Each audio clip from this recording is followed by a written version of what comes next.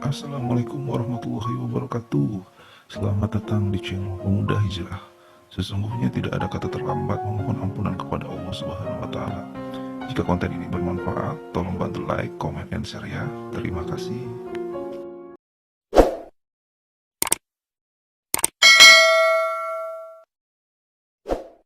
Saya dulu bukan agama Islam. Dan ketika bukan agama Islam, saya berada di dalam agama yang lain.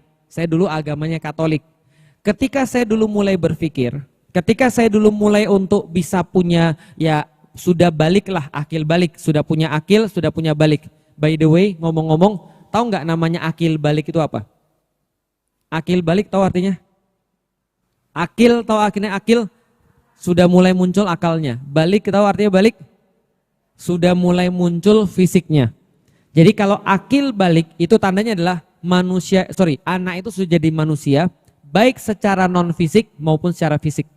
Fisiknya sudah bisa menghasilkan anak, akalnya sudah kayak orang dewasa. Jelas ya? Jadi akil itu artinya non fisiknya jadi, balik artinya fisiknya jadi.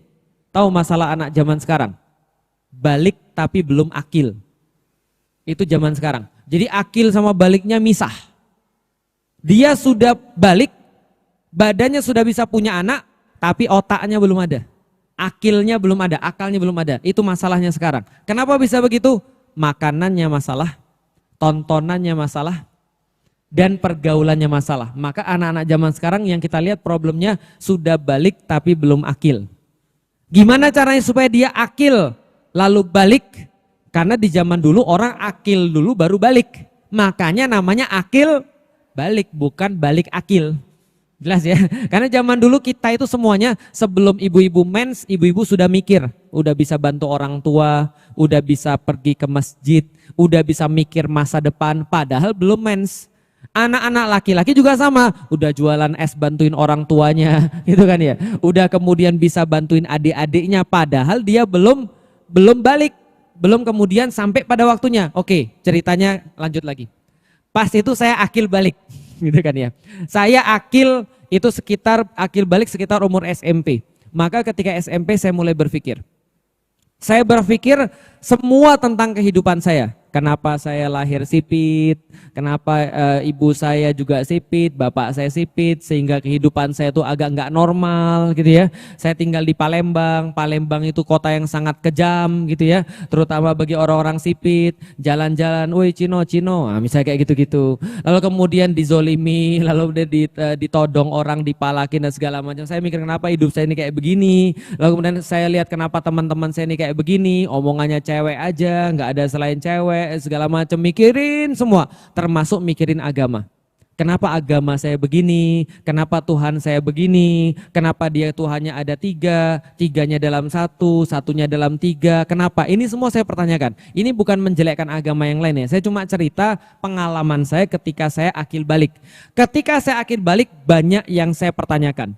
Saya pertanyakan bapak ibu saya, gimana cara pengasuhan mereka? Saya protes pada mereka, saya bukan karyawan ya. Kalian merasa kalau kalian kasih saya uang itu cukup. Padahal saya tuh nggak pernah minta uang Anda, yang saya perlu adalah selain uang. Itu pikiran saya pas SMP. Pas akil balik, saya mengkritik semua hal. Namanya anak-anak baru mulai akil balik kan gitu ya, sok pinter, termasuk saya. Gitu kan ya. Jadi saya tuh kayak gitu ya. Kenapa sih mami begini? Kenapa sih papi begini? Kenapa sih begini dan begini? Segala macam. Pokoknya saya bertanya, termasuk agama. Waktu saya bertanya, kenapa agama? Saya punya keyakinan kayak begini. Kenapa agama? Saya punya keyakinan Tuhan itu ada 3 bentuk dalam satu kesatuan. Satu kesatuan tapi ada dalam 3 bentuk. Ada Bapa, ada Putra, ada Roh Kudus. Kenapa Tuhan tuh kayak begini? Kenapa iman tuh kayak begini? Lalu bagaimana setelah saya mati? Lalu saya mati kira-kira kayak apa? Tuhan itu kenapa Tuhan saya nggak menikah sehingga dia nggak punya anak? Sehingga bapak ibu saya yang beragama Katolik juga dia nggak punya contoh. Seperti apa jadi bapak dan ibu yang benar? Sehingga saya jadi korban dan seterusnya dan seterusnya dan seterusnya. Saya nanya. Sampai ketika saya nanya, saya iseng nanya pada guru agama. Saya nanya pada guru agama, Pak mau nanya, iya, kenapa Tuhan ada 3? Ya, Tuhan itu adalah Bapa, Putra, Roh Kudus. Ini beliau jelasin pada saat itu. Dan 3 ini adalah satu lik. Satu ini tidak terpisah-pisahkan lik. Tapi satu ini walaupun tidak terpisah-pisahkan, dia punya 3 bentuk. yaitu bentuk Bapa, bentuk Putra, dan bentuk Roh Kudus. Dia memang terpisah, tapi tetap satu. Walaupun satu tidak terpisah-pisah. Ngerti nggak Ibu sekalian? Anda kebayangkan bagaimana rasanya ketika waktu itu? Saya bilang sebentar, ini 3 lalu 1. 1 tapi 3. Gimana jelasnya ini? 3 atau 1? Kayak gini Lik, kayak segitiga itu ada 3 sisi Lik. Namanya segitiga Lik, tapi tetap ada 3 sisi. Saya bilang ini, kita lagi bahas segitiga atau lagi bahas sisi ini? Nah kalau segitiganya ya 1, tapi sisinya 3, iya. Tapi kita bahas sisi atau segitiga. Paham Ibu sekalian? Karena kalau kita bahas sisi, ya 3, bukan 1. Kalau kita bahas segitiganya, ya 1 bukan 3. Paham Ibu sekalian? Dia bilang gini Lik, kadang-kadang ada banyak hal yang kamu itu tidak bisa pikirkan dengan akalmu, tapi kamu bisa imani dengan hatimu. Wah kayaknya quotes-nya bagus. Tapi tidak membuat saya merasa puas dengan jawaban itu. Paham kira-kira maksud saya? Ada lagi beberapa hal yang lain. Jadi ceritanya begini, saya pengen cerita dikit biar ibu-ibu tahu perjalanan mencari iman itu seperti apa. Di dalam agama saya yang lama, Katolik, itu ada namanya pengakuan dosa. Pengakuan dosa. Jadi setiap 6 bulan sekali kira-kira atau setahun sekali kita tuh disuruh mengaku dosa. Jadi kita datang kepada pastor, lalu kemudian di depan pastor itu kita bilang, "Pastor, dosa-dosa saya adalah mencuri, nyontek, pada orang tua tidak hormat, saya suka jahilin teman, mukul teman, berkata kotor, misuh dan segala macam." Lalu pastornya bilang, "Ya sudah, hari ini kamu sudah dimaafkan, maka kamu bayar denda dalam tanda kutip. Kamu bayar denda, dendanya baca doa ini segini kali, baca doa ini segini kali, baca doa ini segini kali. Kamu sudah diampuni." Oh gitu ya, mudah ya. Lalu kemudian kebiasaan anak-anak SMP, SD tahu. Sebelum pengakuan dosa di gereja kita mukul teman kita, cetok gitu kan ya. Lah kenapa kan mau ngaku dosa nanti. Kita ngata-ngatain bapak orang gitu ya. Lalu kita zolimin orang dan segala, karena nanti mau ngaku dosa. Saya tanya, lah kenapa konsepnya seperti ini? Kenapa kita bisa diampuni sama orang yang kita bukan salah sama dia? Lah saya kan baru mukulin orang tadi. Lah orang yang baru saya pukulin itu sakit hati. Saya ngakunya pada pastor. Yang kemudian pastornya ngampunin saya, yang ini masih dendam sama saya. Saya tanya, jawabannya apa? Lik, kadang-kadang ada banyak hal yang kamu tidak bisa masuk di akal, tapi bisa kamu yakini di dalam hati. Oke, kalau gitu. 2, lalu yang ketiga, saya pernah nanya lagi, Pastor, Yesus kan disalib? Iya. Yesus kan Tuhan? Iya. Dia mati di kayu salib? Mati. Kenapa dia bisa mati? Kan dia Tuhan? Iya, dia kan satu di antara yang 3. Lik, Bapa, Putra, Roh Kudus. Yang mati itu adalah Tuhan. Dan dia kan akan bangkit lagi. Tapi kan dia mati dulu. Iya, tapi kan dia bangkit lagi. Tapi kan mati dulu. Lalu kemudian saya bilang, dan sebelum dia mati, dia mengucapkan, Eli, Eli, lama sabachthani. Bapa, kenapa engkau meninggalkan aku? Lalu kemudian saya bilang, berarti Tuhan ngomong sama siapa? Tuhan Yesus ngomong sama siapa? Lalu kemudian pastornya bilang, dia ngomong sama Bapaknya. Bukannya mereka satu. Iya, tapi mereka ada 3. Lik, kalau ada sesuatu yang kamu nggak bisa mikir, kamu bisa yakini di dalam. Oh ya sudah. Akhirnya saya nggak nanya lagi sudah saat itu. Paham sampai di sini? Oke. Iman ada 2. Pertama apa? Ilmu. Yang kedua adalah apa? Lihat. Apa yang saya temukan pada saat itu? Yang saya temukan ketika saya belajar tentang keimanan saya yang lama, ilmu yang saya dapatkan justru membuat saya ragu. Paham sampai di sini? Justru membuat saya ragu. Ini benar atau enggak? Ini serius atau tidak? Ini bikinan manusia atau beneran dari Tuhan? Maka ilmu yang saya dapat senantiasa membuat saya justru semakin ragu. Lalu kemudian buktinya apa? Saya coba cari. Saya bukan gak nyari loh Bapak Ibu sekalian. Di Palembang itu ada 3 misa. Misa itu kayak Jumatannya lah kira-kira. Jadi setiap hari Minggu orang-orang Katolik pergi ke gereja. Nah itu ada 3 misa. Misa paling awal jam 6 itu berbahasa Jawa. Maka nggak mungkin saya datang pada misa yang berbahasa Jawa. Jam 7 itu misa untuk orang dewasa. Jam 8 itu misa untuk orang-orang umum. Biasanya teman-teman saya datangnya jam 8 bawa cewek. Paham Bapak Ibu sekalian? Sekaligus sebuah pengukuhan, kami udah pacaran loh, kira-kira begitu. Saya nggak mau datang ke misa jam 8. Saya datang di misa jam 7. Misa orang dewasa, nyari Tuhan. Saya duduk sendirian di situ.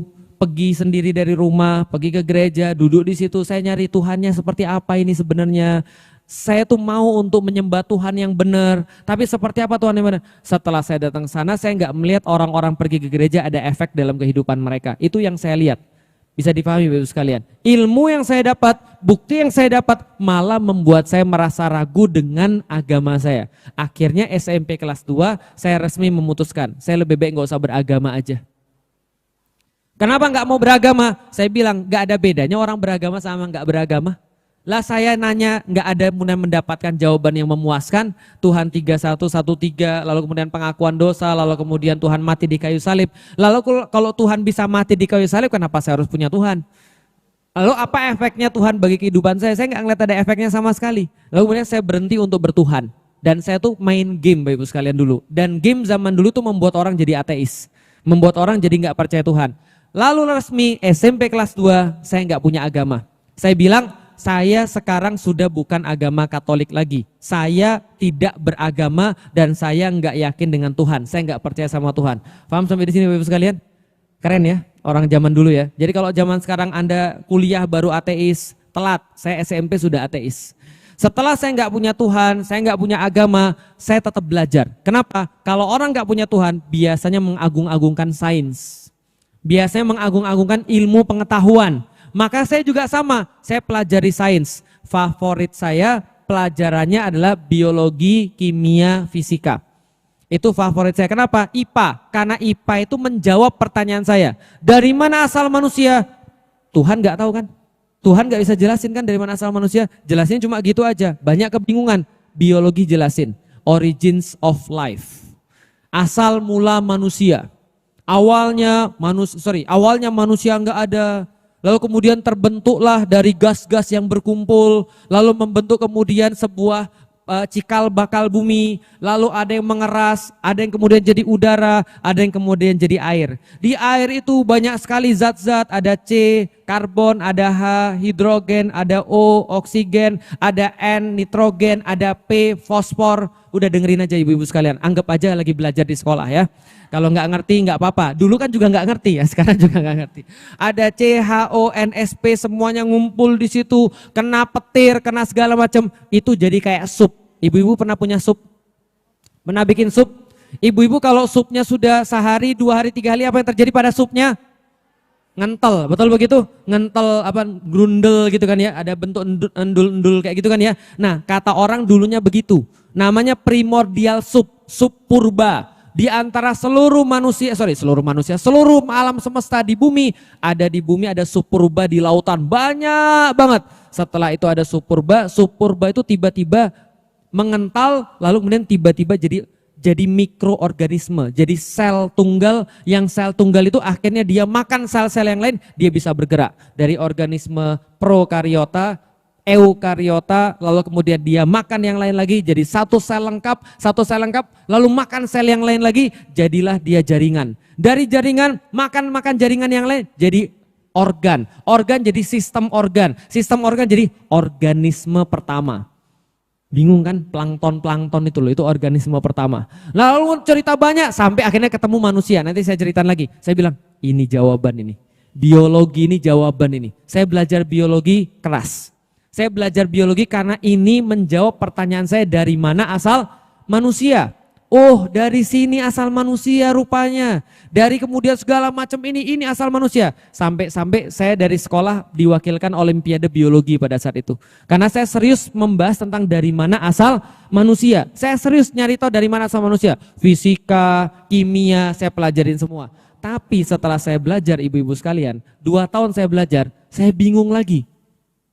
Kenapa bingung? Ternyata semua teorinya gagal. Ibu-ibu tahu tentang teori sup purba tadi? Dari mulai sup purba, dari jadi organisme nanti jadi ikan, singkat ceritanya beberapa juta tahun lagi, berapa ratus juta tahun ikannya naik ke darat, punya kaki, lalu kemudian dia punya kaki 4 jadi kadalnya naik ke atas jadi monyetnya naik ke atas lagi punya sayap jadi burung kemudian ada yang terbang, monyet ada yang berubah jadi kita. Paham ibu sekalian? Nah itu adalah teori evolusi dan segala macamnya. Saya bilang, loh oke, secara singkat kayak begitu. Saya mikir kayak begini, kalau begitu semua ini tadi CHONSP dan lain-lain, gas-gas yang ada di alam semesta dari mana? Nggak ada yang nerangin. Dan ketika diuji coba di lab, nggak ada yang berhasil. nggak ada yang bisa menciptakan kehidupan. Satu pun sampai sekarang nggak ada. Jadi ilmuwan zaman sekarang tuh kadang-kadang sombong-sombong, tapi mereka menciptakan lalat aja belum bisa. Menciptakan yang hidup itu nggak bisa. Sekarang saya mau nanya ibu-ibu sekalian, jantung ibu-ibu yang sekarang masih berdetak sama jantung mayit bedanya apa? Apa bedanya? Sama aja. Jantung kita sama jantung mayit sama loh. Kenapa kita bisa memompa? Karena ada roh. Saintis, orang-orang yang ahli sains, mereka bisa nggak ngelihat itu mayit sama-sama ada jantungnya, tapi buat jadi bisa memompa lagi? Nggak ada yang bisa. Paham sampai di sini ibu sekalian? Semuanya fail. Ketika saya belajar lagi, malah semakin bingung. Kenapa semakin bingung? Coba, ketika saya belajar lagi, ada ilmuwan yang bilang begini, dunia tidak mungkin tercipta secara kebetulan. Hah? Saya stres. Saya kan sudah nggak yakin ada Tuhan. Saya yakinnya semua ini terciptanya kebetulan. Adanya begitu aja. Tiba-tiba ada orang sains yang nggak percaya Tuhan juga. Lalu dia bilang, dunia tidak mungkin tercipta secara kebetulan. Karena terlalu detail dan terlalu rumit untuk terjadi secara kebetulan. Contoh ibu-ibu sekalian, lihat ya bagaimana dunia itu rumitnya. Ibu-ibu pernah tahu biji kacang hijau? Dari biji kacang hijau ibu tanam bisa jadi kacang hijau. Betul?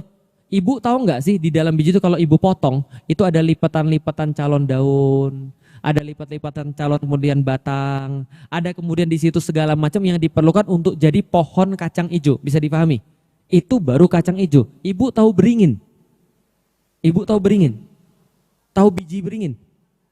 Sekecil apa tahu biji beringin? Biji beringin itu kadang-kadang nggak bisa dilihat. Karena kecilnya lebih kecil daripada upil. Ibu sekalian. Upil saya besar Ustaz ya, enggak kita nih. Oke. Kecil banget, kayak biji sawi, lebih kecil daripada biji sawi, tapi bisa tumbuh jadi beringin yang gede. Itu siapa yang ngelipet jadi kayak gitu? Contoh lagi. Itu kadang-kadang orang-orang sains, waktu itu saya belum ketemu Allah. Jadi saya mikir sains, ini siapa ngadain kayak ini? Ini terlalu rumit untuk bisa diadain begini. Contoh misalnya, ibu-ibu tahu berapa perbandingan perbandingan komposisi udara? 79 nitrogen, 21 oksigen. Pertanyaannya kenapa 21 oksigen? Kenapa oksigennya nggak lebih tinggi aja? Kalau 22% jadinya, tambah 1% aja, setiap hari ada kebakaran. Kebakaran akan naik 1000%, lebih malah. Maka tidak akan ada manusia yang bisa hidup kalau ditambahi 21% jadi 22%. Dikurangi 1%, ibu-ibu nggak bisa napas. Berarti sudah pas belum yang 21% ini? Pas. Yang sederhana, ibu-ibu tahu ada bayi, saya pernah di Bogor, itu diangkot, kadang-kadang kan ibu-ibu Bogor kan ekstrim, diangkot nyusui. Bisa dipahami Bapak sekalian? Di depan mata saya. Bisa dipahami Bapak sekalian? Saya kan mau nggak mau kan kelihatan, setelah kelihatan ya udah stres langsung kan aja. Setelah stres kemudian saya bilang gini, tapi iya juga ya, saya punya adik waktu itu yang umurnya sekitar 1 tahun, 8 bulan. Dia belum bisa ngomong dan belum bisa diajak untuk komunikasi. Pilek parah. Setelah pilek parah itu harus diisep hidungnya supaya ingusnya keluar. Kenapa kita nggak bisa bilang sama anak, gini loh caranya, gitu, keluarin, gitu. Kira-kira dia bisa atau enggak? Nggak bisa. Bayi tidak bisa punya gerakan yang aneh-aneh, tapi kok bisa punya gerakan nyusu? Paham ibu sekalian? Nyusu itu kan nggak mudah. Ibu-ibu tahu bagaimana inisiasi nyusu pasca melahirkan? Tahu kan ya? Itu bagi saya ajaib banget. Saya ketika ngelihat istri saya melahirkan, itu bidannya setelah melahirkan, proses melahirkan juga sudah sangat luar biasa ya. Tapi ketika udah lahir kayak cumi-cumi itu tahu kan ya, putih, kayak nggak punya tulang, dipotong kemudian plasentanya, setelah itu kemudian ditaruh di perut ibunya. Ditaruh di perut, saya bilang, mohon maaf dokter, itu kok ditaruh di perut ibunya? Iya, supaya dia bisa menginisiasi ASI. Saya bilang kenapa nggak dikasihin aja ke susu ibunya? Lalu kemudian dia bilang, enggak, ini inisiasi ASInya. Saya tuh merasa ragu bahwa anak itu bisa nyampe ke sana, paham ibu sekalian? Ternyata anaknya bisa manjat. Anaknya bisa manjat nyari susu. Dan dengan cara itu dia bisa kemudian untuk menginisiasi ASI ibunya. Bagi saya ini sebuah sesuatu yang kayak aneh. Aneh kan ya, di dalam perut tiba-tiba ada manusianya. Di dalam perut tiba-tiba muncul manusia, ada 2. Pikir saya ini sesuatu yang rumit. Ilmuwan juga semuanya bilang sama. Gak mungkin alam semesta tercipta secara kebetulan. Dan ternyata sudah ada yang pernah ngitung kemungkinan alam semesta tercipta secara kebetulan. Berapa kemungkinannya Bapak Ibu sekalian? Nol, nol tidak mewakili. Saya kasih tahu. Kemungkinan tuh nggak mungkin nol, nggak mungkin juga minus. Kemungkinan tuh artinya kecil sekali tapi ada artinya. Nih saya kasih tahu. Kemungkinan alam semesta tercipta secara kebetulan adalah 1/10 pangkat 10 pangkat 1, 2, 3. Karena saya tahu ibu-ibu skip pelajaran matematik, saya jelasin dengan cara yang lain ya. Oke. Kemungkinan alam semesta tercipta secara kebetulan adalah ibu-ibu sekalian seperti ada angin tornado, ada angin topan, lalu dia pergi ke Bantar Gebang. Bantar Gebang tahu? Tempat pembuangan akhir yang semua barang ada di sana. Semua, besi, plastik, kawat, semua ada. Dia lewat itu angin tornado, muter, ngaduk semuanya itu. Setelah dia lewat, ada pesawat Boeing 737 yang bisa langsung terbang. Mungkin nggak? Mungkin nggak? Diaduk sama tornado jadinya pesawat. Mungkin atau enggak? Kemungkinan alam semesta tercipta secara kebetulan lebih kecil daripada kemungkinan tornado lewat Bantar Gebang, lalu kemudian setelah dia kemudian lewat tercipta pesawat dari hasil kemudian adukan-adukan tadi. Oke, mau contoh yang lain? Contoh yang lain. Anda punya pensil 1.000.000 biji. 1.000.000 pensil Anda taruh dari jarak 1 meter di atas tanah. Di bawahnya ada kertas. Kata ilmuwan perumpamannya kayak gini. Perumpama di bawah ada kertas, tadi pensil ada berapa? 1.000.000. Ditaruh 1 meter di atas kertas kosong. Lalu kita lepasin pensil itu bareng-bareng. Tuk tuk tuk tuk tuk tuk tuk tuk tuk. Terus kemudian tercipta surat yang bisa dibaca dan indah. Mungkin kemungkinan alam semesta terjadi secara kebetulan lebih rendah lagi daripada kemungkinan itu. Mau contoh yang lain lagi? Oke, contoh yang lain lagi. Lihat ya, yang saya pelajari waktu itu. Ada ilmuwan lagi bilang begini, kemungkinan alam semesta tercipta secara kebetulan adalah sama seperti Anda pergi ke pantai. Pernah pergi ke pantai? Lalu Anda pilih 1 butir pasir dari banyak pasir itu, Anda pilih 1, lalu kemudian Anda lihat 1 butir aja nggak boleh lebih, Anda pakai kaca pembesar, ditandatangani. Felix Xiao, love you, muah, gitu kan misalnya. Ya, ditandatangani udah ya, supaya ada tanda gitu loh. Kalaupun itu bisa dilakukan, setelah itu kita tiup. Kita tiup. Balik lagi pasirnya ke salah satu di situ. Paham sampai di sini? Kita pergi dari situ, tahun depan kita balik lagi. Tahun depan kita balik lagi. Lalu kita tutup mata, kita ambil salah satu pasir secara random. Secara acak kita ambil. Maka kemungkinan alam semesta tercipta secara kebetulan adalah Anda dapat pasir yang Anda tanda tangani di tahun yang lalu. Mungkin nggak kira-kira? Artinya alam semesta tercipta secara kebetulan more than impossible. Kalau dalam bahasa kita lebih dari tidak mungkin alam semesta tercipta secara kebetulan. Itu kata siapa? Ilmuwan. Ilmuwan semua bilang gak mungkin alam semesta tercipta secara kebetulan. Loh, kenapa mereka masih gak yakin Tuhan? Karena mereka gak punya Islam, gak ada yang dakwah sama mereka. Maka mereka bilang yang nyiptain alam semesta pasti zat yang maha kuat, zat yang maha hebat, di luar ruang dan waktu, perhitungannya sempurna, rumit dan sangat presisi. Itu kata mereka. Siapa kita bilang?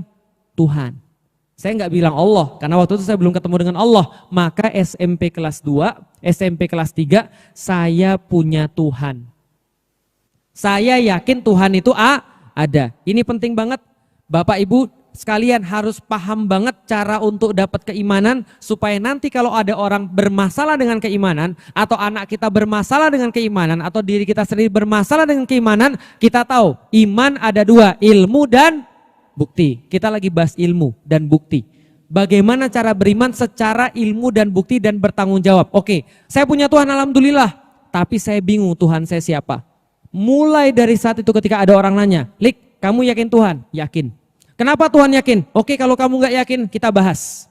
Gak mungkin alam semesta tercipta tanpa Tuhan. Tuhan pasti ada. Kalau ilmuwan bilang zat yang maha kuat, aku bilang itu namanya Tuhan. Tuhanmu siapa, Lik? Aku gak tahu.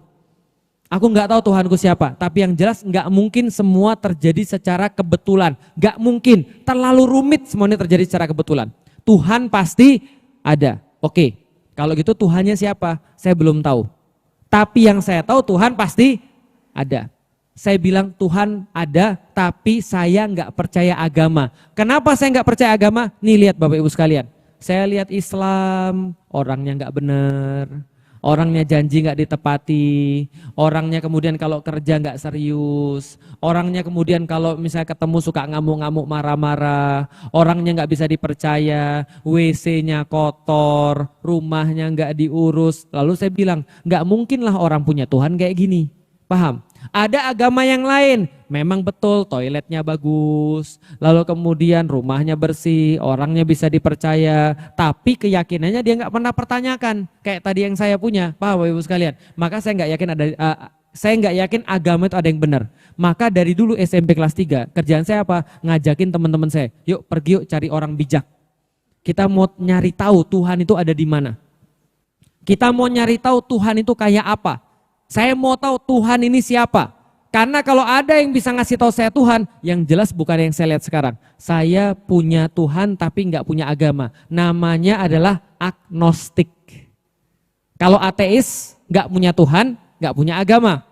Kalau agnostik punya Tuhan tapi nggak punya agama, sudah agak lumayan naik. Paham Ibu sekalian? Itu kalau syahadat sudah setengah, sudah la ilah.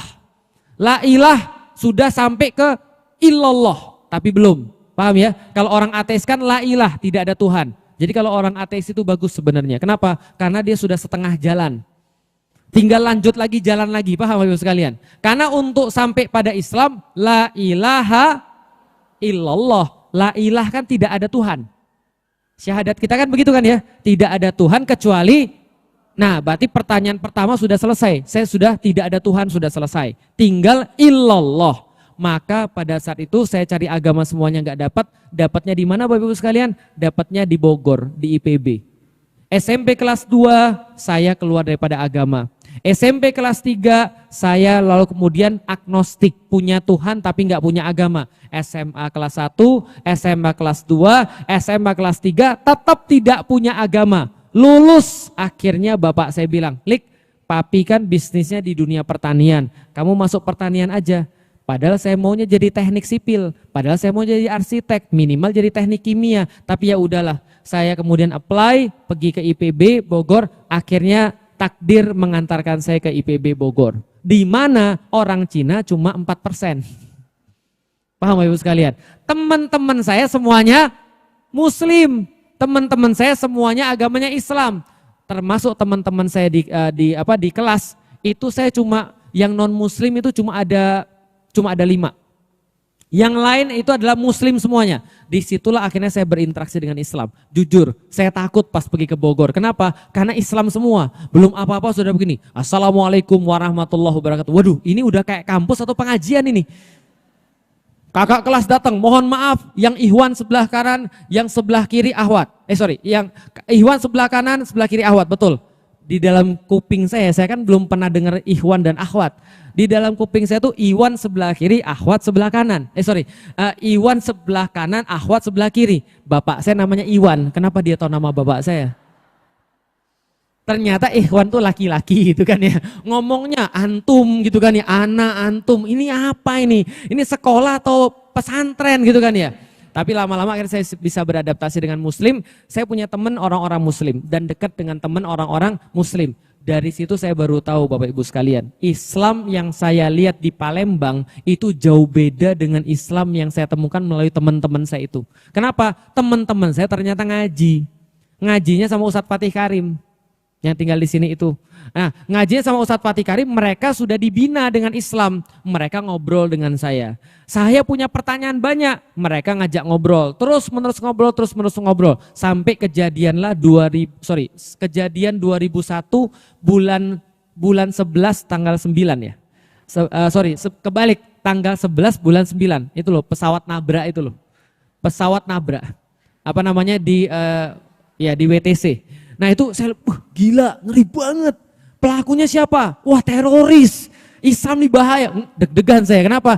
Teman saya itu Muslim semua. Saya bilang, wah mati saya di sini. Saya bilang, kenapa? Karena waktu itu kan lagi serem-seremnya. Terorisme adalah Islam. Karena waktu itu lagi ada sebuah kampanye Amerika War on Terrorism. Yang terorismenya Al-Qaeda. Gitu kan ya. Islam intinya begitu. Intinya orang-orang Islam di mana-mana dibenci. Muncul Islamofobia di barat. Di Indonesia juga sama. Langsung ibu saya bilang, Lik, apa kamu mau keluar dari IPB aja? Gitu kan ya. Nah kenapa nanti kamu kena bom bunuh diri dan segala macam gimana? Wah stres semuanya. Belum lagi di kampus, karena kampus IPB, ibu-ibu tahu, IPB kan Institut Pesantren Bogor. Itu semua kajian-kajiannya banyak banget. Dan kajian judulnya serem-serem Bapak Ibu sekalian. Saya semakin serem lah. Dan suatu hari saya pergi ke tempat teman saya. Teman saya ini juga sama-sama tinggal di Bogor, namanya Samsul ceritanya. Orangnya masih hidup sampai dengan sekarang ya Bapak Ibu sekalian. Nah pas saya lagi pergi ke rumah dia, karena di kelas itu kan dia punya komputer, saya nggak punya komputer, dia termasuk orang yang berada pada waktu itu, saya datanglah ke rumahnya untuk main komputer. Pas sampai di depan rumahnya itu Bapak Ibu sekalian, di pintu kosannya daerah Cidangi yang sana, itu ada tulisan begini. Dia di depannya itu ya ada tulisan ini kamar Samsul bin Ladin. Coba bayangin. Siapa yang pro Amerika silahkan tunggu di luar. Gitu coba Bapak Ibu sekalian. Wah teman saya teroris ini satu nih saya bilang gini. Bahaya ini gitu kan ya. Itu dia literally nulis begitu. Ini kamar Samsul bin Ladin. Yang pro Amerika silahkan tunggu di luar. Saya bilang waduh masuk nggak nih saya nih ya. Akhirnya saya masuk. Setelah saya masuk kita diskusi. Setelah diskusi saya nanya. Sul maksudmu apa sih kamu tulis di luar kayak begitu? Kamu pro ya dengan teroris. Dia bilang gini. Untung orangnya sabar nggak langsung marah. Dia cerita, jadi gini Lik, yang namanya Islam itu punya banyak wajah yang dilihat oleh orang. Yang kamu lihat itu wajah Islam yang mana? Dan kalau kamu lihat dunia itu nggak seperti apa adanya. Dia ceritakan bahwa yang dibilang teroris, yang dibilang apa, sebenarnya Islam tuh nggak begitu. Bahwa ini adalah semacam kampanye negatif terhadap Islam. Bayangin dia jelasin kayak gitu sama orang yang bukan Muslim. Kira-kira gimana Ibu sekalian? Ya saya tambah pusing. Tapi saya tuh punya pertanyaan juga, Sul, gimana kalau kita cari orang bijak? Kita pergi ke gunung cari orang bijak yang bisa jelasin kita Tuhan itu yang mana. Akhirnya dia bilang, udah nggak usah cari orang bijak Lik. Saya punya ustadz saya masih muda tapi insya Allah omongannya bijaksana. Mau ketemu atau enggak? Singkat cerita, saya diatur ketemu dengan Ustadz Fatih Karim. Setelah diatur ketemu dengan Ustadz Fatih Karim, kita ketemu, kita diskusi. Sebelum diskusi, karena teman saya semuanya Muslim, itu mereka punya orang-orang kajian, itu punya banyak kitab di rumahnya, betul? Ada di antara kitab-kitab itu, ada yang menarik mata saya, judulnya Sistem Pergaulan di Dalam Islam. Saya bilang, ada sistem pergaulan di dalam Islam. Saya kan dulu kan adalah ya penyuka wanita, pacaran dan segala macam. Saya lihat bagaimana Islam itu kemudian mengatur wanita dan laki-laki. Saya lihat, saya kaget segitu detailnya Islam ngatur hubungan laki-laki dan perempuan. Ngatur hubungan pernikahan, sampai urusan ranjang aja diatur. Saya bilang, luar biasa. Saya bawa buku itu, saya ketemu dengan Ustadz Fatih Karim. Pertanyaan pertama saya adalah, Ustadz, kenapa Islam memperbolehkan poligami? Kenapa Islam seolah-olah memperlakukan perempuan kayak budak? Kenapa Islam seolah-olah tidak adil antara laki-laki dan perempuan? Ustadz, kenapa di dalam Islam ada jihad?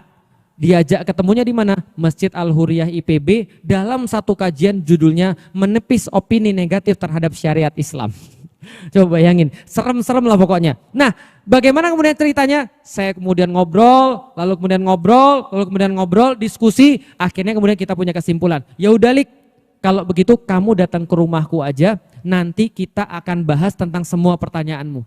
Kapan Kang? Nanti insya Allah kita datang pada hari, waktu itu kalau nggak salah Kemis. Nanti Kemis saya kosong, nanti kamu datang ba'da Isya. Oke kalau gitu nanti aku datang ba'da Isya, iya. Bagaimana ceritanya? Ceritanya di kajian berikutnya.